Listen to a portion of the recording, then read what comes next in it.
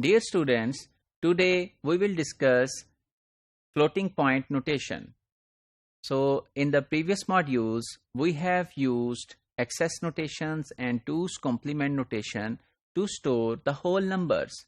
However, storing fractional numbers, the numbers having fractional parts, we need some other notation, and one of such notation is known as floating point notation. So, you know that in binary numbers, we have learned that we have a radix point at the decimal point, and the numbers on the left side are denoting the whole numbers, and the numbers to the right of the radix point are denoting the fractional point. So, here we are interested to store the position of radix or the decimal point.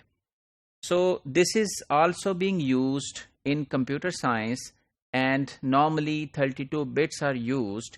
However, to demonstrate here, we will be taking only 8-bit example to make it clear. So if we demonstrate that there are 8 bits we have, so 1 bit is given to sign bit and 3 bits are given to exponent field, and there is a mantissa field that is 4 bits in our example. So the sign bit tells us that if there is a 0 stored in the sign bit, it means that the number is positive. However, if there is 1 in the sign bit, then this means it is a negative number. And then exponent tells us that how many places are required to move the decimal or radix point, and mantissa is the actual number. So let's have an example that how a number stored already can be retrieved. So for example, we have this number 0 1 1 0 and then 1 0 1 1.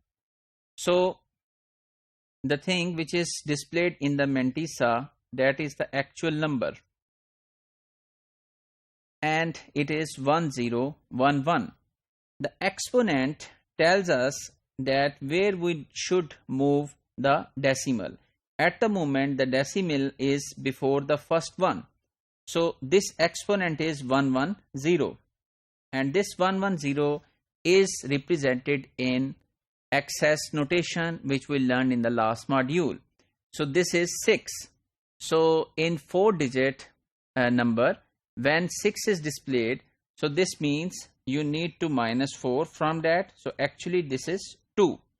So this means that on this mantissa field we would be moving 2 points from this right position to left. So 1 2.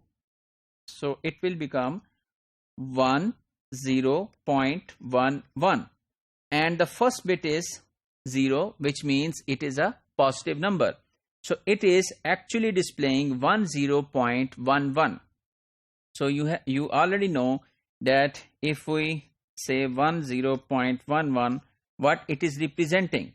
It is representing 1 by 2, this is 1 by 4, this is 1, and this is 2.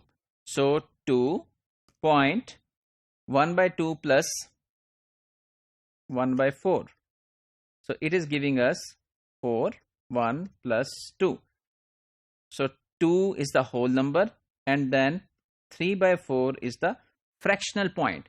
So the number stored already in a computer 011010111 is actually representing 2 and 2 as a whole number and 3 by 4 as the fractional point. So similarly, you can also do another example on the same scenario. So how we are going to store the fractions? So we need to reverse the procedure. So we want to store one whole number and then 1.1 by 8. So you know, to store 1 we need 1, and to 1 by 8 you know that there is 1 by 2, 1 by 4 and 1 by 8. So 1001. So this would be the number. And you know that this number is being represented as 1.001. So as this decimal need to be shifted to the right at the end, so this means you should store here 1, which is in the excess notation becomes 1 plus 4 becomes 5.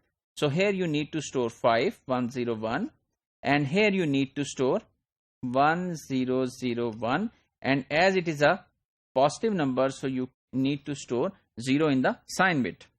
And suppose you want to store 3 by 8.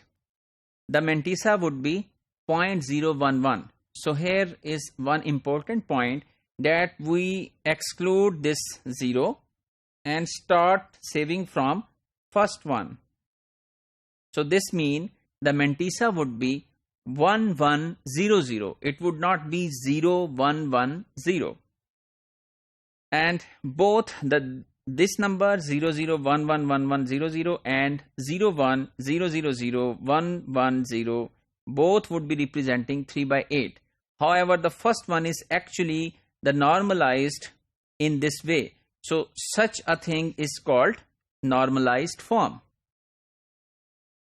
So if we summarize today's module, we have learned floating point notation that is being used by the computer to store fractional numbers, and we have learned about sign bit, exponent field, and mantissa.